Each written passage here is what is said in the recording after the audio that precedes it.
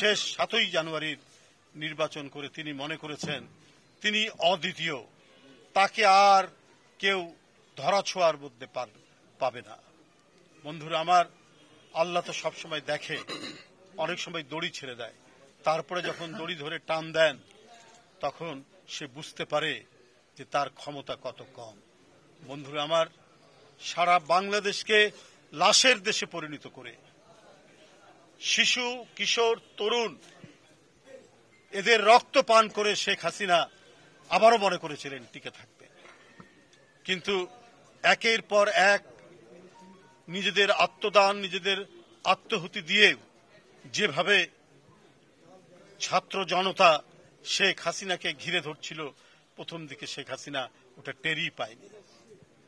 শেষ দিন পর্যন্ত সে চেষ্টা করেছে দরকার হলে 1-2 লক্ষ লোককে হত্যা করে হলেও তাকে টিকে থাকতে হবে, কিন্তু সেটি আর তার পক্ষে সম্ভব হয়নি। সকল বাধা অতিক্রম করে বাচ্চা ছেলেরা যখন নিজের জীবন দিচ্ছে একের পর এক, আর সেই নিজের জীবন দেওয়া সেই লাশ তার সহকর্মীর দেখে আরেকজন শিশু কিশোর এগিয়ে গেছে নিজের জীবন দেওয়ার জন্য। এই আত্মোৎসর্গ, এই মহিমামণ্ডিত নিজের আত্মদান এই বাংলাদেশে এক উজ্জ্বল অধ্যায় তৈরি করেছে। আর এই উজ্জ্বল অধ্যায়ে শেখ হাসিনাকে অবশেষে পালাতে হয়েছে। গোটা পৃথিবীর মানুষ বাংলাদেশকে শেখ হাসিনার আমলে একভাবে দেখেছে, তারা আরেকভাবে দেখছে। বারবার বলা হয়েছে বাংলাদেশের মানুষ কি মানুষ না?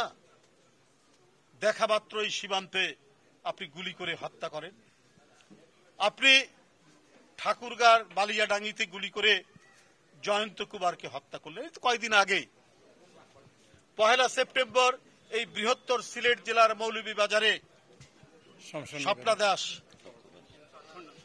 স্বর্ণা দাস তাকে গুলি করে হত্যা করলেন।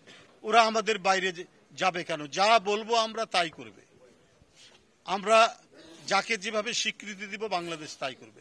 শেখ হাসিনা সেটাই মেনে নিয়েছিলেন, কারণ উনি নিজের জনগণকে কৃতদাস হিসাবে রাখতে চান তার ক্ষমতার জন্য। আর এটার গ্যারান্টি পেয়েছিলেন দিল্লির কাছ থেকে। এই দিল্লির কাছ থেকে গ্যারান্টি নিয়েই শেখ হাসিনা ক্ষমতায় থাকতে চেয়েছেন। বাংলাদেশে মানুষের যে নির্বাচন, ভোটের অধিকার, তার বেঁচে থাকার অধিকার, এগুলো সমস্ত কিছু পদদলিত করে তোরা যে যা বলিস ভাই, আমার সোনার ক্ষমতা চাই, আমার সোনার হরিণ চাই, এটাই ছিল শেখ হাসিনার নীতি।